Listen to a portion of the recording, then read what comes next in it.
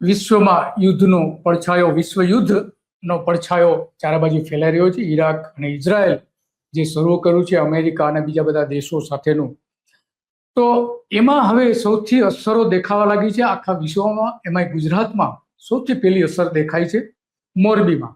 મોરબીમાં જે ગેસ આધારિત ઉદ્યોગ જે છે એ મોટાભાગનો વિદેશથી આયાત થતો હતો, કારણ કે એ આયાત ઉપર અત્યારે થઈ શકતો નથી અને કંડલા બંદરથી ગેસ આપવાનું બંધ કરી દીધું છે. તો મોરબીના લગભગ 600 જેટલા એવા ગેસ વાપરતા ઇન્ડસ્ટ્રીઝ એવી છે જે સિરામિકની છે મોટાભાગની, એ બંધ થવાની તૈયારી છે. લગભગ કાલ સવાર સુધીનો ગેસનો પુરવઠો છે મોટા ભાગના બંધ થઈ જશે.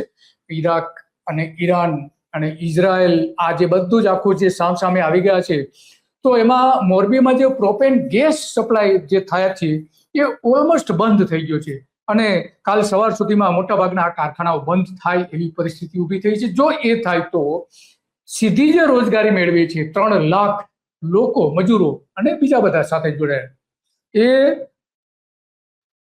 તો બેરોજગાર થશે જ, પણ એની સાથે સાથે જે એની સાથે જોડાયેલા બીજા ઉદ્યોગો જે છે એવા બીજા 3 લાખ જેટલા લોકો રોજગારી મેળવે છે. આમ 6 લાખ લોકો માત્ર મોરબીમાં આ પ્રકારની રોજગારી મેળવે છે. મોરબીમાં સૌથી મોટો ઉદ્યોગ છે અને દેશનું 90% સિરામિક મોરબીથી પૂરું પાડે છે. દરેક બાથરૂમ સજાવવામાં મોરબીનો સૌથી મોટો હિસ્સો છે અને એટલા માટે નરેન્દ્ર મોદી વારંવાર કહે છે કે આ મોરબીમાં શું છે. હમણાં જ એ આવીને ગયા રાજકોટમાં, તો રાજકોટમાં એ આવીને એમણે શું કહ્યું હતું એ પણ સાંભળીએ. નરેન્દ્ર મોદી જે કહીને ગયા હતા, કારણ કે એ આયા પછી આ બધી આફતો શરૂ થઈ છે અને અત્યારે એક શબ્દ બોલતા નથી આ યુદ્ધના સંદર્ભમાં. કેમ નથી બોલતા ખબર નહીં. અને બીજી બાજુ ભારતના ઉદ્યોગો એક પછી એક તબાહ થઈ રહ્યા છે. એમાં ગુજરાતનો પહેલો વારો આવ્યો છે. સાંભળીએ મોદી સાહેબે રાજકોટ આવ્યા ત્યારે શું કહ્યું હતું. અને મેં હંમેશા કહ્યું હતું કે રાજકોટ, મોરબી, જામનગર આ એવો ત્રિકોણ છે કે જે ભારતના મેન્યુફેક્ચરિંગ હબ તરીકે એની નામના થાય એની તાકાત ધરાવે છે. એ મિની જાપાન થવાની તાકાત ધરાવે છે. એવું જયારે મેં 20 વર્ષ પહેલા કહ્યું હશે ત્યારે એની મજાક ઉડાવતા હતા લોકો. આજે થઈ રહ્યું છે અને એની કનેક્ટિવિટીનું એક કામ આની સાથે જોડાયું છે. તો મોદી સાહેબ મિની જાપાન રાજકોટ, મોરબીને જાહેર કરી રહ્યા હતા, પણ આજે એ જ મોરબી આફતમાં છે અને કરોડો રૂપિયાનું નુકસાન ગુજરાતને થવાનું છે. કારણ કે આ જે આખો ઉદ્યોગ જે છે એમાં સૌથી ગંભીર બાબત તો એ છે કે બધું થઈને મોરબી સિરામિક ઉદ્યોગ જે છે એમાં ગેસનો સપ્લાય લગભગ 50% કાપ મૂકી દીધો છે. ગુજરાત ગેસ કંપની, સરકારની કંપની, 50% તો કાપ મૂકી દીધો.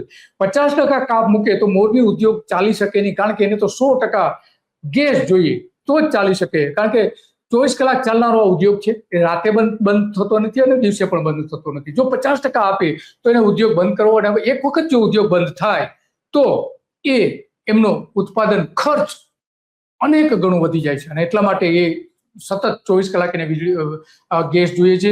6 માર્ચ 2026 થી 31 માર્ચ 2026 સુધીના તમામ સિરામિક એકમોમાં ગેસ સપ્લાય મોટા પ્રમાણમાં જે આપવાનો હતો એ બંધ કરવાની જાહેરાત પણ કરી દીધી છે. તો આ આખી બાબતો જે છે અને એટલા માટે આજે આપણે ચિંતા કરવી પડે છે કે સરકાર, આપણી ભારત સરકાર, ગુજરાત સરકાર મોરબીના જે કારખાનાઓ જે છે એ કારખાનાનો મોટાભાગના એમાં 65 થી 70% તો એવા છે કારખાના કે જે પ્રોપેન ગેસનો ઉપયોગ કરે છે. એ પુરવઠો સદંતર બંધ થઈ ગયો છે. જે કંઈ થોડો ઘણો અત્યારે આવવાનો છે રસ્તામાં ટેન્કર હોય એના આધારે કંડલા ઉપરથી પણ બંધ કરી દેવામાં છે. બાકીના 30% એકમો જે છે નેચરલ ગેસ ઉપર છે અને નેચરલ ગેસ જે છે એ લગભગ ગુજરાત ગેસ કંપની દૈનિક રોજના લગભગ 17 થી 20 લાખ ક્યુબિક ગેસ વપરાશ ત્યાં થાય છે અને એનો સ્ટોક 10 દિવસ ચાલે એટલો જ હતો. યુદ્ધ શરૂ થયું એને પછી તો બંધ થઈ ગયો અને કંડલા પરથી ટેન્કર ભરવાનું બિલકુલ બંધ કરી દીધું છે. એટલે સૌથી પહેલી અસર આ થવાની છે. આપણે પ્રોપેન ગેસ સપ્લાય કરતી એજન્સીઓને 2 દિવસ પહેલા ઓર્ડર લેવાનું પણ બંધ પણ કરી દીધું હતું. કારખાના ફરજિયાતપણે બંધ કરવા પડશે અને એના કારણે મોરબીને સૌથી મોટો ફટકો પડે એમ છે. આ 6 લાખ રોજગારી જે છે ત્યાં ઓલમોસ્ટ બંધ થઈ જશે અને કેટલા દિવસ ચાલશે નક્કી નથી. યુદ્ધ કેટલા દિવસ ચાલશે એ પણ નક્કી નથી અને યુદ્ધ પૂરું થયા પછી કેટલા દિવસ પછી ગેસનો પુરવઠો મળશે એ પણ નક્કી નથી. અને એટલા માટે મોરબીના જે સિરામિક ઉદ્યોગ સાથે જોડાયેલા એ ઉદ્યોગપતિઓ જે છે એ મંગળવારે ગુજરાત ગેસ કોર્પોરેશન જે જીપીએસસી ની કચેરી જે છે ત્યાં દોડી ગયા હતા ને રજૂઆત કરી હતી કે શું થશે અમને કહો તો ખરા. ત્યારે અધિકારીઓ કહ્યું હતું, બેઠક કરી હતી ને બધી એની જાહેરાતો કરવામાં આવી હતી. કારણ કે આપણે જાણીએ છીએ કે જે આ ગેસનો પુરવઠો આવી રહ્યો છે એમાં ભારત જે છે એ દર વર્ષે 2.7 crore ton liquefied natural gas LNG જેને કે આયાત કરે છે અને એમાં 40% ખરીદી કરનાર કતાર પાસેથી કરવામાં આવે છે. તો કતારને સૌથી વધારે અસર થઈ છે. તો આ બધી વાત હતી અને વાત એટલા માટે કરવી પડે છે કે આ સમગ્ર બાબતોમાં સૌથી ગંભીર બાબત તો એ છે કે આપણે જાણીએ છીએ કે ભૂપેન્દ્ર પટેલે પણ કેટલીક બાબતો કહી હતી. એ પણ સાંભળ્યું કે મોરબી વિશે એ શું કહી રહ્યા છે. 80% સિરામિક ઉદ્યોગ ફક્ત ને આજે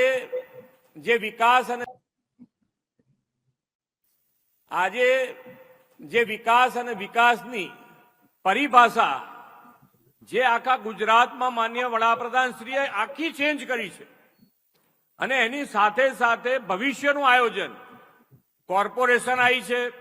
કોર્પોરેશનમાં જે મુખ્ય જરૂરિયાતો છે, પાયાની જરૂરિયાતો છે, એની સાથે સાથે આગળ કેવી રીતે વધાય એના માટે કમિશનર શ્રી અને ચૂંટાયેલા આપણા મંત્રી શ્રીથી માંડીને દરેક જણ એવું વ્યવસ્થિત આયોજન કરી રહ્યા છે કે મોરબીમાં જે ઉદ્યોગ વિકસ્યો છે સિરામિક ઉદ્યોગ, અને સિરામિક ઉદ્યોગ એટલે આજે દેશમાં 80% સિરામિક ઉદ્યોગ ફક્ત ને ફક્ત મોરબીથી પૂરું પડાય છે.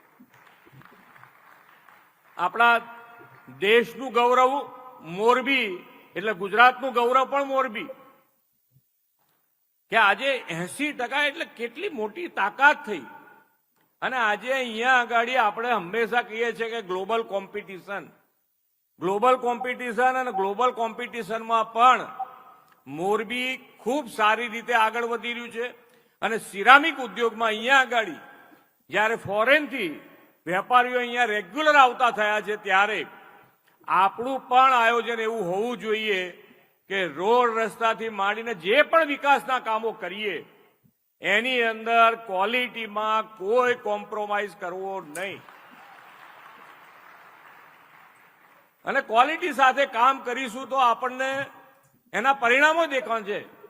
સાથે સાથે ફ્યુચરના આયોજનમાં પણ માન્ય વડાપ્રધાન શ્રી આપણને હર હંમેશ કહે છે કે ભાઈ આજે જે કરી રહ્યા છો એનો તો વાંધો જ નથી, પણ આવતીકાલનું આજે વિચારી શકે એવા વડાપ્રધાન આપણને મળ્યા હોય ત્યારે આપણું પણ દાયિત્વ બને છે કે એ પ્રમાણે આગળ વધીએ. તો આપણા મુખ્યપ્રધાન થોડા સમય પહેલા જે એમણે મોરબીની વાત કરી હતી એને કહ્યું કે આ જે વાત કરે છે એમાં એક નરેન્દ્ર મોદીનું આગવું આયોજન હોય છે. તો એ કેવું આગવું આયોજન હોય છે આપણે જાણીએ. નરેન્દ્ર મોદીએ જ્યારે ગુજરાતના મુખ્યપ્રધાન હતા ત્યારે એમણે 2009માં કહ્યું હતું કે ગુજરાતને તમે મંજૂરી આપી દો, આખા ગુજરાતમાંથી અમે ગેસ આખા ભારતને પૂરું પાડી શકીએ